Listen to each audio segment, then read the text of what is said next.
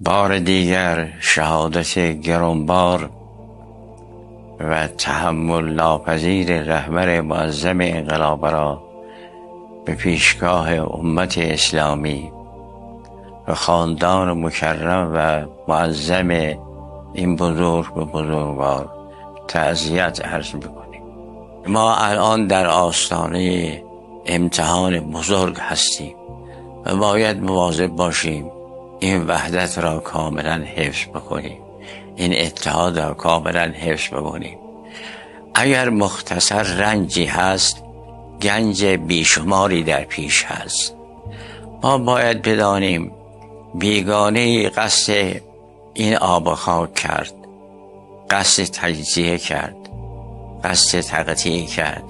خاک ما، آب ما که آبروی ماست، خاک ما که جان ماست.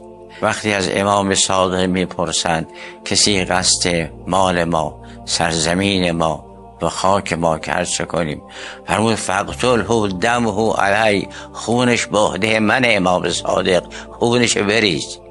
ریختن خون صهیونیست، ریختن خون ترامپ، امثال ذالک. الان حرف امام زمان این است با صهیونیست بجنگ، خونش به عهده من.